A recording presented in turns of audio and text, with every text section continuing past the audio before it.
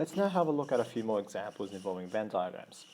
For question 2 of exercise 12.03, it says the Venn diagram shows the number of Year 9 students who achieved credit grades in the science and history exams. So how many students are there in Year 9? Well, we've just got to add up all the numbers here that do science or history, and then include the people who don't do those subjects. So if we add all those numbers together, we do get a total of 160 students. Now for part B, find the probability of selecting a student who achieved a credit in history. So history means just looking at this circle here and add up all the numbers inside there. So 53 and 38 add together to give you 91, and that will be out of the 160 people that we've found out. Part 2, the probability of a student achieving credit in science would involve anything in that circle. So 38 plus 42 will be 80, and we put that over 160. Now it's history and science, that includes the people who are in the center of the Venn diagram, so that's 38 out of 160. History or science means we include everybody within the two circles, so the 53, 38, and the 42. So that would be 133 out of 160. But if for part 5 it says history or science but not both, we look at everyone inside these two circles but not the one in the middle. So we just look at 53 and 42, and that will add up to become 95 out of 160. If I wanted people who who had a credit in science only, so that would include people within the circle, but doesn't include the overlapping part with history. So this only includes the people who have credits in science, and that's 42 out of 160. Okay. Now for part C, what is the percentage of probability of selecting a student who did not achieve a credit in both history and science? Okay. Well, if we don't include this number here, which involves the person or people who achieve credits in both history and science, then we're including these people who only achieved a credit in history, only achieved a credit in science, and also didn't get a credit in either of those subjects at all. So if we add up 53 with 42 with 27, we do get 122. That's over 160. Part D. Out of the students who achieved a credit in history, what is the probability that the student also achieved a credit in science? So we're looking at the history circle here. Okay, so people who achieved a credit in history, and it's saying out of these people here, so that means we have to add these two numbers together, and that gives you 91. So out of 91 students achieving credit in history, what is the probability that person also achieved a credit in science? So it's 38 out of 91. Okay, that's done for part D. Let's move on to question 4. The Venn diagram describes the number of countries that won gold, silver, bronze, or no medals at the 2012 Summer Olympic Games in London. How many countries competed at the 2012 Games? Okay. All right. So now we're looking at gold here, silver, and bronze. So if we're looking at how many countries competed at the 2012 Games, each of these numbers represents how many countries there were.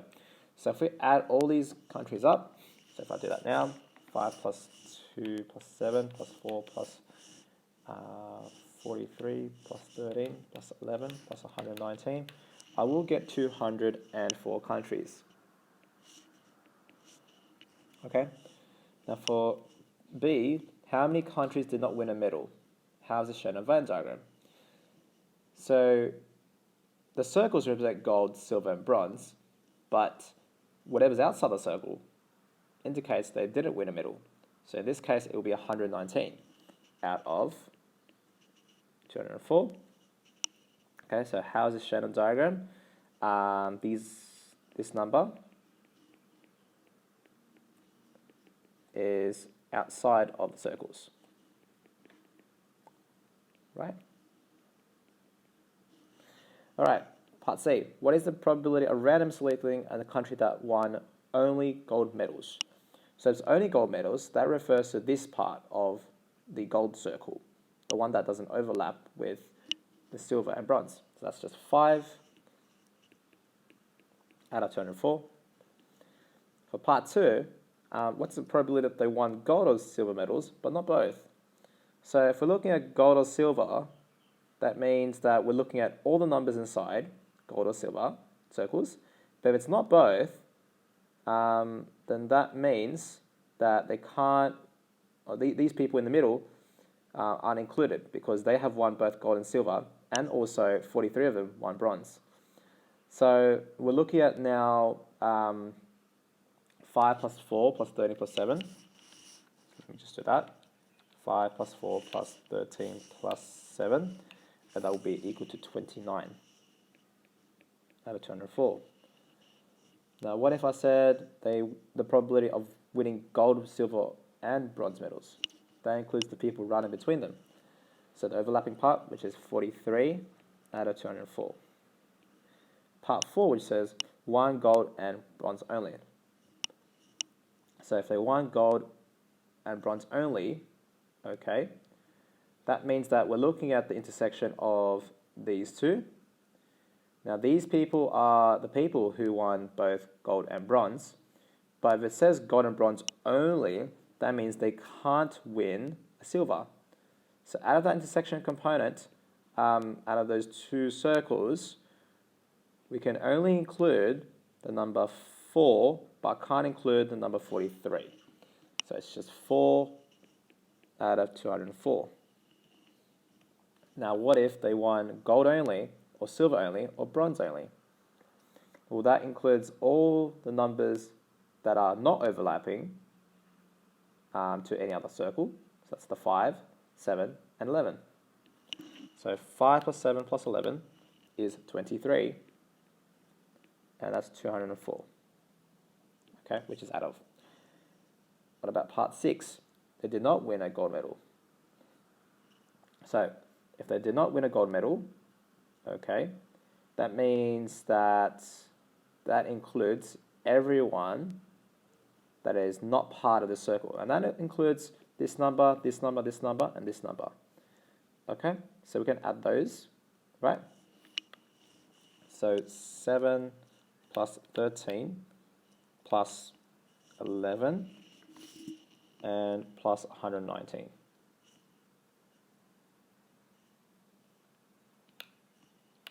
Okay, and that will give us 150. So 150 out of 204 is the answer for that one. Part 7, did not win a gold or silver medal. So if they didn't win a gold or silver medal, that means that you don't want to include people who won a gold or silver medal. So people who won a gold or silver medal includes all of these numbers inside this circle. Okay? So if you don't want that, that means it only includes these people. Okay, so the people who won bronze only, or didn't win anything. So 119 plus 11 will be 130, and that's out of 204. Now for part D, out of the countries that won medals, what is the probability of selecting a country that won gold medals? So if we're looking at the out of the countries that won medals, so that's all of these. That's basically 204 here, subtracted by 119. So 204 minus 119 is out of 85, first of all. So I'm just going to write it's out of 85. But how many of them won gold medals? So that includes everyone in the gold medal circle. So 5 plus 2 plus 4 plus 43. And that's 54. And let's have a look at the probability of selecting a country that won silver but not bronze. This is still at 85 because we're looking at countries that won medals. But if we won silver but not bronze, okay, that means that we have to exclude anybody in the circle that won bronze. So we ignore 43 and we ignore 13 because those people won a bronze medal and some of them won a gold medal as well. So we're allowed to take up upon the 2 and that 7, okay, because these people won silver but not bronze. They are allowed to win gold. So that's 2 plus 7, which is 9 out of 85. Right? Let's move on to one more question. Question 7. A class of 30 students were given the option of playing an indoor sport S or watching a movie M when regular sport was cancelled due to bad weather. 15 students wanted to play an indoor sport and 14 students wanted to watch a movie. For part A, how many students indicated they would do either? All right. So, if they do either, okay, that means they can do indoor sport or they want to watch a movie. Okay. Let's firstly draw a Venn diagram. All right. And this is actually for part B. So I'm going to write that here.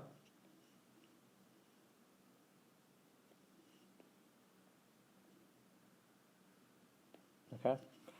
So,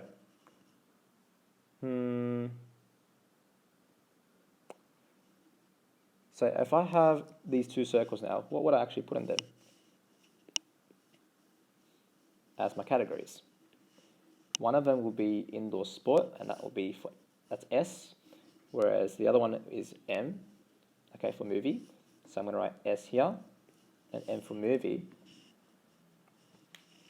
Now, 15 students wanted to play an indoor sport, okay? So that includes people who might want to watch a movie as well. So that includes this circle here. So all of this, just letting you know, all of that is 15, okay? But 24 students wanted to watch a movie. So this includes people who might want to play indoor sport as well, okay? They're happy with either of them, right? And also including the people who only want to watch a movie. So that's this circle, and that circle represents 24. Now we can see that there is an overlapping bit, and this bit here involves the people who can do either indoor sport or want to watch a movie, okay, when the weather is bad. But let's have a look at what happens when we add this together. We get a total of 39 students, and the class only has 30 students. The reason why this is 39 is because we've counted this bit twice, okay? So when we have 15 plus 24, we do get that 39, but all we do to count how much we've overlapped by, that is found out by how much 39 exceeds 30 students, which is meant to be. So 39 minus 30 is equal to 9, and that tells you the number in between that resembles students who can do either of them, okay? So we can say, therefore, 9 students would do either. Okay? Right. So for part C, for this Venn diagram, there are no values outside the circles. Explain why. Because they have to either choose one or the other, and there's no other option.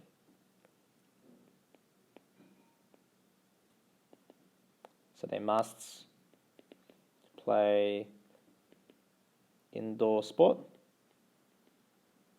or watch a movie. Okay, they aren't allowed to do anything else. All right? For question D, what is the probability of selecting a student who prefers to play an indoor sport or watch a movie, but not both?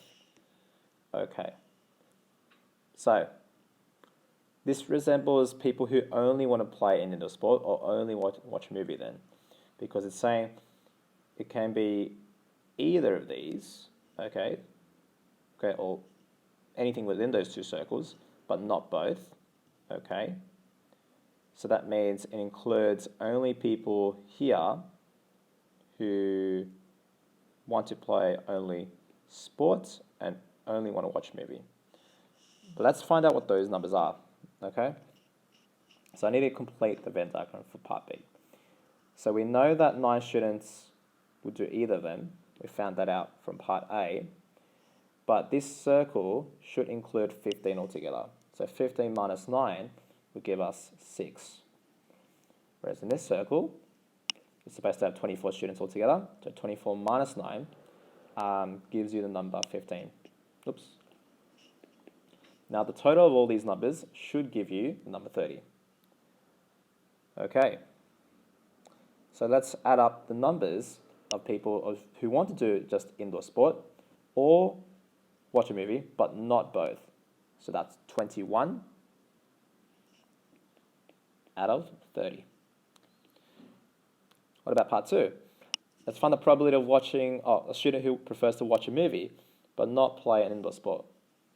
So wants to watch a movie, that's this circle, but not play an indoor sport. So that means no overlapping bit, and that's only 15 out of 30. Okay, what if the student wants to play an indoor sport, but not watch a movie? So wants to watch an indoor sport involves this circle, but not want to watch a movie means I don't include the 9 students here, so that's 6 out of 30.